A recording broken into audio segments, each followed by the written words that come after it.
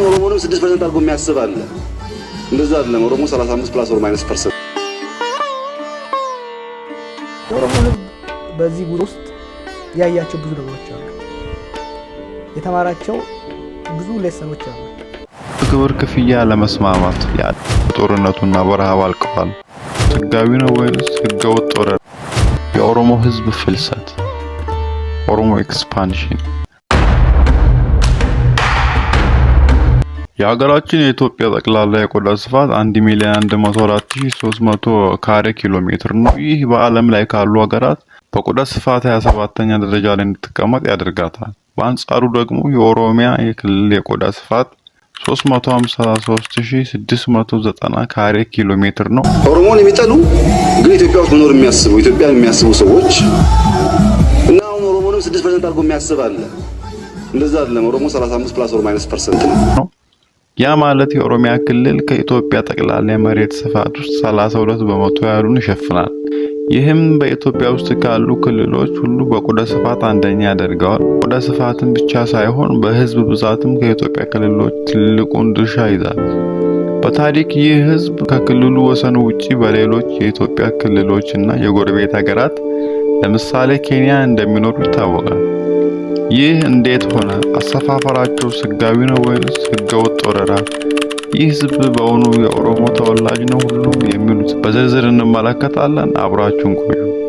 የኦሮሞ ህዝብ በዚህ ጉድ ውስጥ ያያቸው ብዙ ነገሮች አሉ። የተማራቸው ብዙ ሌሰኖች አሉ። መደምደሚያ ላይ የተደረሰው ግን እኛ ስንጨቆን መጮህ ያለብን እኛ ራሳችን ነን።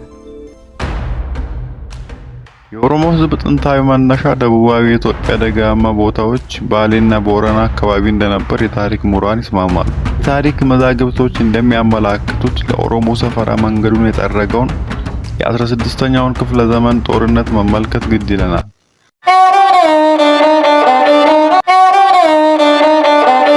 የ16ኛው ክፍለ ዘመን በኢትዮጵያ ታሪክ ውስጥ እጅግ ፈታኝና ትልቅ ለውጥ ያመጣበት ዘመን ነው። ይህ ጦርነት በዋናነት በቤተ ክርስቲያኑ የደጋው መንግስት በተለምዶ ስሙ ሰለሞኒክ ዳይናስቲ ውርርድ የመጣ መንግስትና የሙስሊሙ የአዳል ሱልጣኔት መካከል የተደረገ ለ15 ዓመታት የቆየ ማለትም ከ1527 እስከ 1543 ዓ.ም የተደረገ ከባድ ፍልሚያ ነው። የጦርነቱ መንስኤ እምነት ብቻ ሳይሆን ፖለቲካ፣ የኢኮኖሚም ድምር ውጤት ነው። አንደኛ የንግድ መስመሮች ቁጥጥር። ዋነኛው የጦርነቱ መንስኤ ከቀይ ባህርና ከኤደን ባህረ ሰላጤ ወደ መካከለኛው የኢትዮጵያ ንግድ ክፍል የሚገቡ መስመሮችን ለመቆጣጠር የሚደረግ ሹክቻ ነበር። ያ ማለት ዜላ ወደብ ማለት ነው። አዳል መንግስት መስመሩን ሲቆጣጠር፣ የክርስቲያኑ መንግስት ደግሞ በነጋዴዎች ላይ ግብርን ይጥል ነበር። ሁለተኛው የሃይማኖት መስፋፋት። ሁለቱም ወገኖች የየራሳቸውን እምነት ማስፋፋትና የበላይነትን ለመያዝ ይፈልጉ ነበር። ኢማም አህመድ ያ ማለትም አህመድ ግራኝ ጂሃድ በማወጅ ሙስሊም ማህበረሰቡን ማስተባብሯል። ሶስተኛው ግብር ክፍያ ለመስማማት። የአዳል መሪዎች ቀደም ሲል ለቤተ ክርስቲያኑ መንግስት ይከፍሉት የነበረውን ግብር ለማቆም መወሰናቸው ለግጭቱ መቀስቀስ ምክንያት ሆኗል። የመጨረሻው ምክንያት የአህመድ ግራኝ ወደ ስልጣን መምጣት ነው። አህመድ ግራኝ በወታደራዊ ጥበቡ የተካነ እንደነበር ይታወቃል። አዳልን ጦር በአዲስ መልክ ያደራጀ መሪ በመሆኑ የክርስቲያኑ መንግስት የበላይነት ለመስበር ቆርጦ የተነሳ ይመስል ነበር።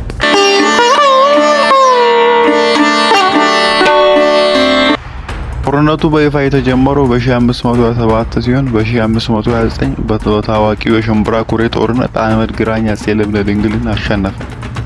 በዚህም ምክንያት አህመድ ግራኝ አብዛኛውን የኢትዮጵያን ክፍል ሸዋ፣ አማራ፣ ላስታ፣ ትግራይን የመሳሰሉ ሀገራትን መቆጣጠር ቻለ።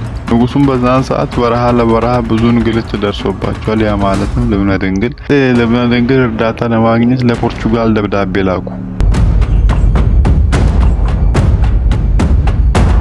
ምንም እንኳን ይህም ኃይል አጼ ልብነ ድንግል ከሞቱ በኋላ ቢደርስም በገላውዲዮስ ዘመን በ1541 ክሪስቶፈር ደጋሞ የሚመራ 400 የፖርቹጋል ወታደሮች ደርሰዋል።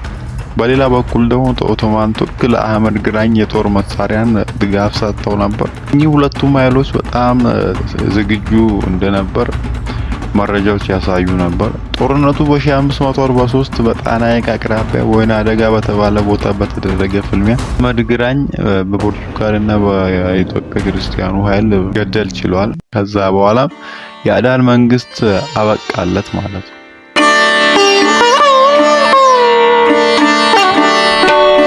ጦርነቱ በሀገሪቱ ላይ ከፍተኛ ጠባሳ ጥሏል። የሰው ህይወት መጥፋት፣ መፈናቀል፣ በሚሊዮን የሚቆጠሩ ሰዎች በጦርነቱና በረሃብ አልቀዋል። ብዙዎች ሃይማኖታቸውን እንዲቀይሩ ተገደዋል። የቅርሶችና የቤተ ክርስቲያናት መውደም፣ ለዘመናት የተከማቹ ጥንታዊ መጻሕፍት፣ አብያተ ክርስቲያናትና የኪነ ጥበብ ስራዎች ወድመዋል። ለምሳሌ አክሱም ጽዮን ማርያም ካቴድራል ፈርሶ ነበር። ኃይሎች ጣልቃ ገብነት፣ የፖርቱጋል ካቶሊክ ወይንም የኦቶማን ቱርክ በኢትዮጵያ ፖለቲካ ውስጥ እጃቸውን እንዲያስገቡ በር ከፍቷል። ይህም በኋላ ላይ ለሃይማኖት ውዝግቦች ምክንያት ሆኗል። ለምሳሌ ሃይማኖት ውዝግቡ የተነሳው በአጼ ፋሲለደስ ዘመን ነው። እሱ እንዲሰራላችሁ ከፈለጋችሁ ኮመንት አድርጉ።